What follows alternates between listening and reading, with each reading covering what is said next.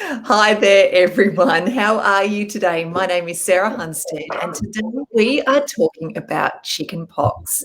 Just a little introduction first for those of you who haven't joined us on our series before. As I said, my name's Sarah Hunstead. I'm a paediatric nurse and I'm a founder of CPR Kids. And I'm joined today by Dr. Deb Levy, paediatrician, all-round wonderful lady, and keeper of an extensive amount of knowledge, which pleasure of sharing with you today. Now, before we go any further and I let Deb introduce herself, I am working from home today because my poor tween has got the vomits. So if she starts crazy vomiting again, which she hasn't for a while, she's settled down. That's why I'm still here doing this with you. I'm going to jump up and go and help. Okay, so then no problem. But she's okay. She's watching TV at the moment, so it should be all good. So, Deb, why don't you start? Absolutely, yeah. The juggle is real, isn't it? For all of us parents who work, never easy. So always great to be with you, Sarah. I am, as you've already so beautifully said, my name's Dr. Deb Levy. I am a holistic pediatrician. I'm also a mum. I have two young girls. One is 4 and one is 6. I have a practice in Bondi Junction, although I'm currently actually in Canada, where I am taking the time to focus on my other big passion, which is educating parents. So I'm really happy to be here. Hopefully the information we share tonight is helpful. We'd really love some interaction. So type in the comments if you've got any questions to ask, and we will come to them at the end. And as always, reach out on social media. There's my handle below and there's Sarah's below as well. So, let's get going. Okay. Chickenpox. Now, I have a little, not a very good experience with chickenpox. I actually had chickenpox during my HSC exams. I remember feeling quite unwell before my first exam and ended up fainting in the exam, felt terrible, and then broke out in the terrible chickenpox rash and had to do my mathematics exam in my bed at home with an adjudicator sitting on the end of my bed. So, and the other thing is, sorry, I know. Terrible, huh? Terrible. I know, sorry, I shouldn't laugh, but I just had that image in my head of this poor teenager with a teacher sitting at the end of the bed. Exactly. I know. And everything, in your mind, everything is perceived, that everything's riding on these end of year exams. So, but anyway, all worked out well.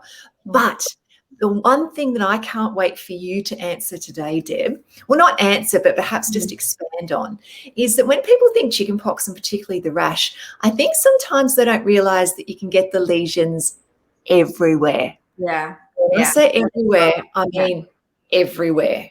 I had them everywhere. Nose, ears, vagina. Oh, it was awful. So that's my question for today is how can we help alleviate some of the discomfort comes from that? But let's back the truck up a little bit because I've gotten ahead of myself. And can you start with explaining what chickenpox actually is? Sure. So chickenpox is a virus, varicella zoster virus for the full name. And actually chickenpox is the scientific name for it is actually varicella. It's been around for many, many years. Thankfully, as immunizations have come in, the incidence has really dropped off. I'm sure as Sarah's already told you, there are a lot of older people with experiences of it, but thankfully, again, although it does seem to be rearing its head again a little bit, but we won't go into that at the moment. So yes, it's a virus, and as all viruses, it's highly contagious. So I guess the question is when is it contagious? And the tricky bit is that it's actually contagious for a couple of days before the rash starts. So often you don't know if you're being exposed to it. And you can be exposed to it through aerosols, through droplets. So if someone near you sneezes, or coughs or something like that, you can then breathe it in. So that is definitely one way you can get it. The other way is the more obvious way, I guess, is through the lesions themselves. So if someone else has a lesion, and I'll describe what the rash looks like in a second, through the actual fluid there, you can get them. And you can also get them, you can also get chickenpox if someone has shingles. And I'll touch on what shingles is as I go along, because it's part of the cycle really of chickenpox. So When a child gets chickenpox, the initial few days, things are just starting to brew. Then they start to get what looks a bit like a typical viral infection. They'll probably have a low-grade fever. They may be feeling a bit lethargic, maybe having a bit of a sore throat, a headache, not eating as well. Nothing that would alert you to the fact it's chickenpox. They just seem a bit off, don't they? They're just a bit off. Yeah, nothing major. But then the rash starts. And the rash usually starts somewhere centrally and then starts to spread out. So either on the trunk, sometimes on the face, on the head, scalp region. And what is described is a cycle. And it starts as something which is called a papule, that's just the name of a spot that you can see that's actually raised, so you can feel it. And then that becomes a blister, and then that crusts over. So that's kind of the cycle of a chickenpox lesion. So it's first, and then a blister, and then a crust. Is that right? Exactly right. Yeah, and that blister often has a red surrounding as well, so it looks quite inflamed. That life cycle usually takes about 10 days or so. But the thing with chickenpox is that it comes up in the body at different stages. So you could have one patch of just the papules, which is just the bumps, another patch that's crusted, another patch that's blistery. And that's quite classic of chickenpox. And that's often how it's diagnosed, actually. I guess the laboratory way of diagnosing it is actually by pricking one of the blisters and taking some of the fluid. But usually we don't need to do that, and obviously with children it can be traumatic to do that. So, 9 times out of 10, it's a clinical diagnosis. Stop me whenever you want, Sarah, otherwise I'll just keep on talking about. That's all right. I think that after you've just described that, I think we should show some pictures, actually, because I think people are itching, literally itching like I am talking about chicken. And that's very, very itchy and can be a little bit painful, but it's more shingles that's painful. But let's just have a look at a few of the pictures.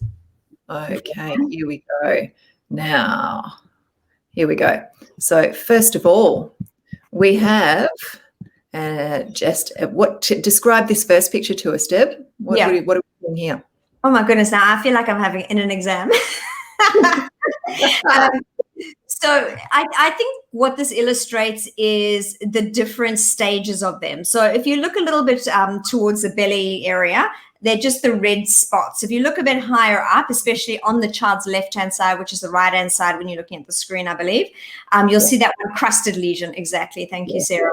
I can't confidently see vesicles or blisters. Sorry, that's another word for blisters, vesicles, on this image. But again, it's my birthday next week, which is probably why my eyes are getting old. There you go. There you can see the blisters very well. So the vesicles, with the surrounding redness or erythema, which shows that there's inflammation there. And those are the lesions that are usually very, very itchy and highly contagious. Yeah. So it's a very smart virus, isn't it? By making itself itchy then, so you scratch it, so you spread it. How smart is that virus? And the thing is that if kids scratch it, they're more likely to scar or become infected, which is one of the complications which I'll go into.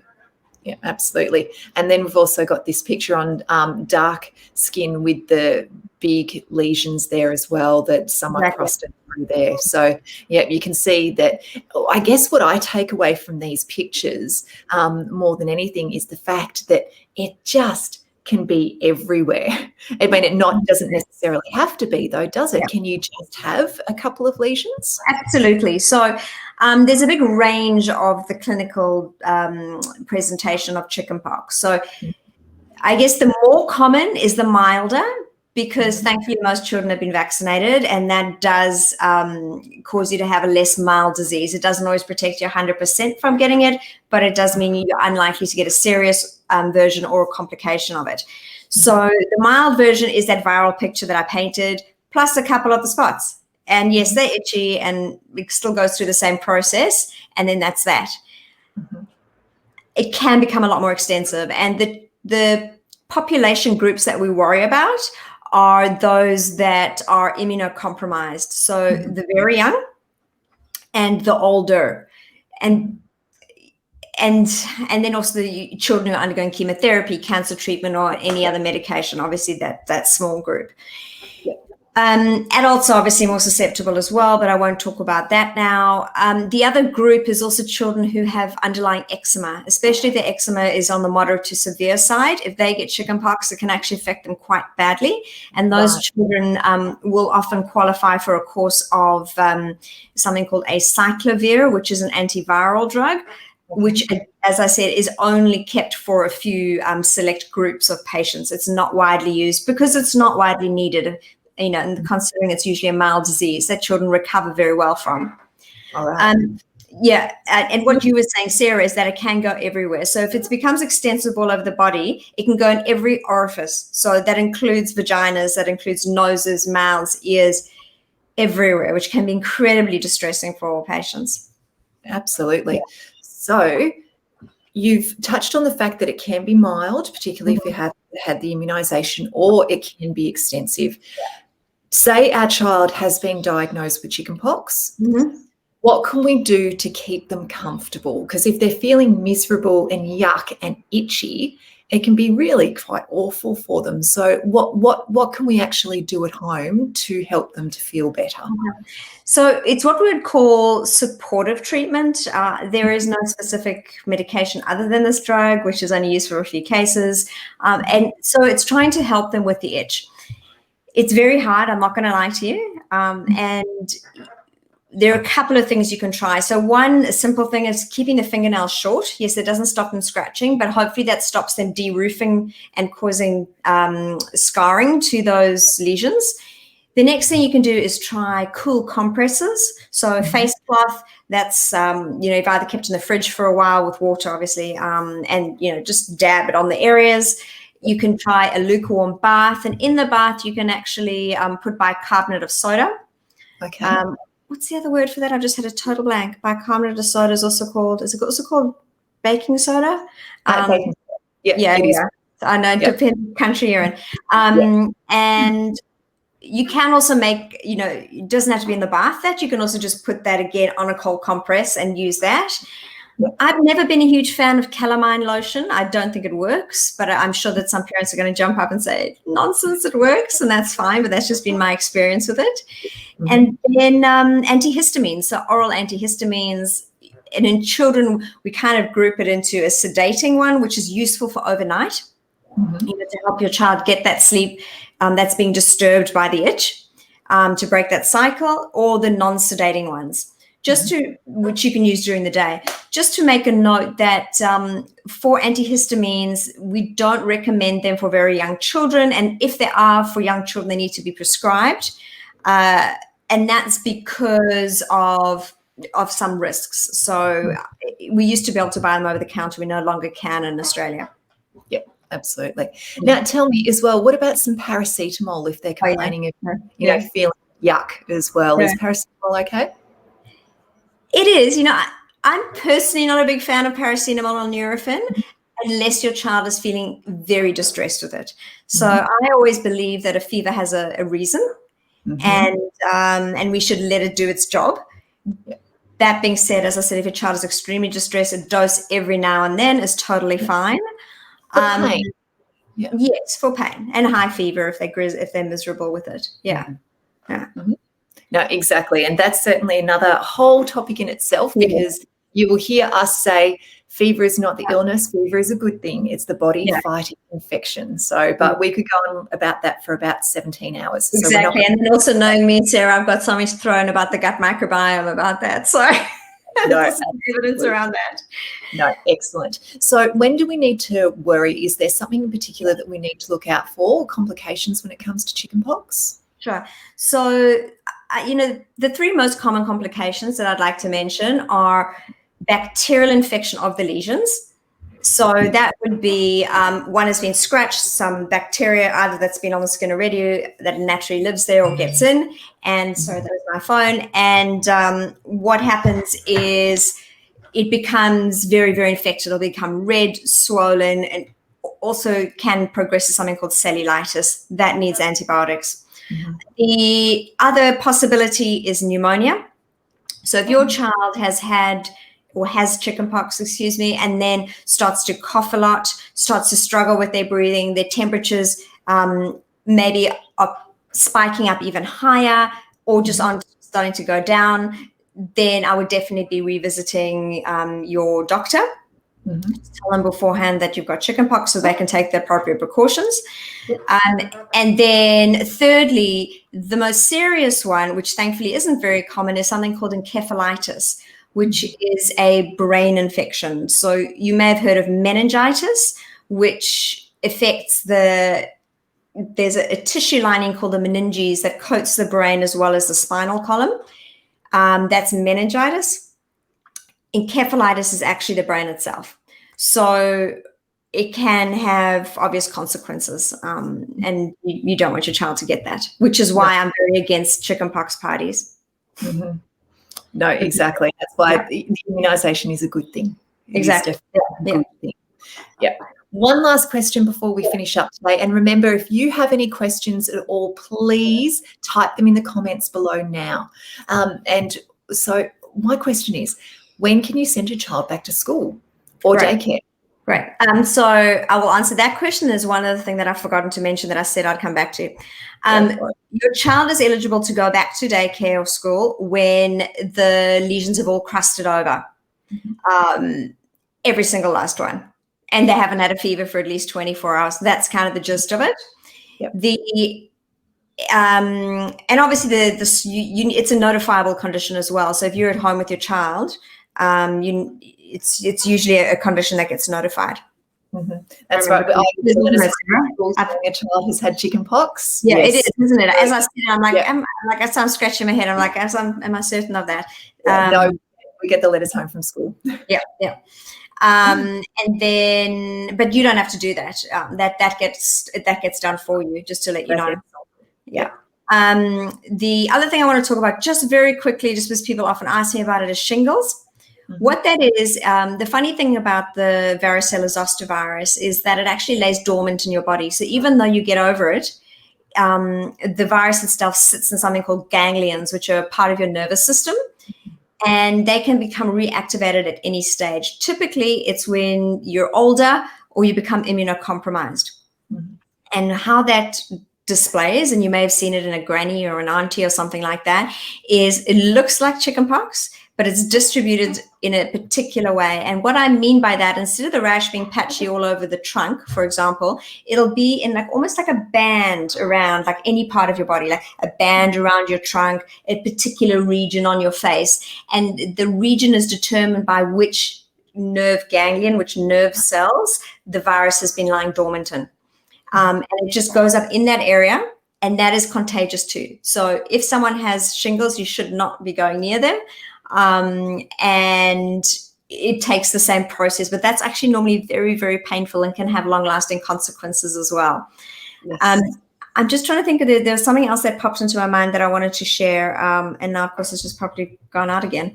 I'll think of it in a second, Sarah. Sorry. That's okay. Don't worry at all.